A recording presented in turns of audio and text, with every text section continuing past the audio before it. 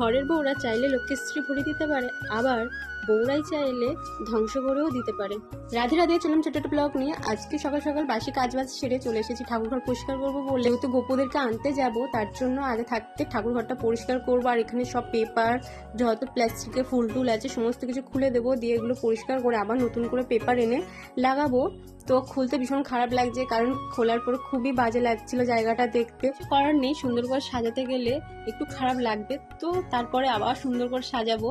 আর একটা কথা জানেন, হিন্দু ঘরে না যত বড় রাজপ্রাসাদের মতো বাড়ি থাকুক না কেন, যতক্ষণ না ভগবানের জন্য একটা ছোট্ট মন্দির থাকছে, ততক্ষণ না সেই বাড়িটা মানানসই থাকে না। এই একটা জায়গা আমার খুব স্পেশাল একটা জায়গা, যেখানে আমার সকালটা শুরু হয় ভগবানের দর্শন করে, আর রাতটাও শেষ হয় ভগবানকে দর্শন করার পরে। মন থেকে ভীষণ ইচ্ছা আছে আরো সুন্দর করে সাজানোর, ভীষণ ইচ্ছা আছে এই জায়গাটা পাথর লাগানোর। তো একটু সময় লাগবে লাগাতে, কারণ এখন জানেন যে জিনিসপত্রের কত পরিমাণে দাম, আর আমাদের মতো মধ্যবিত্তদের ঘরে তো একটু তো সময় লাগবে। সবকিছুই তো চাইলে পাওয়া যায় না, আর ভগবান যতক্ষণ না চাইবে ততক্ষণ কিচ্ছু করতে পারবো না আমরা। ভগবান চাইলেই ঠিক সময় ভগবানের জায়গা ভগবান নিজেই করে নেবে, আমাদের তখন কিচ্ছু করতে হবে না। এই ছোটখাটো জিনিসগুলো দিয়ে যখন ভগবানের জায়গা সাজাই না, তখন কি বলবো, ভীষণ উজ্জ্বল লাগে। আর হয়তো ভগবান এখানে খুশি, তার জন্যই হয়তো এত সুন্দর লাগে।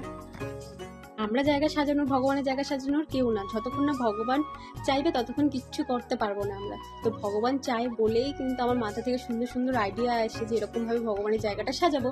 তার জন্য সত্যি বলতে ভীষণ সুন্দর হয়। আর আমি কীরকমভাবে সাজালাম আপনাদের সাথে পরবর্তী ভিডিওতে অবশ্যই শেয়ার করব। আরও ঠাকুর ঘরের সাজানোর ইচ্ছাটা বেড়ে গেল।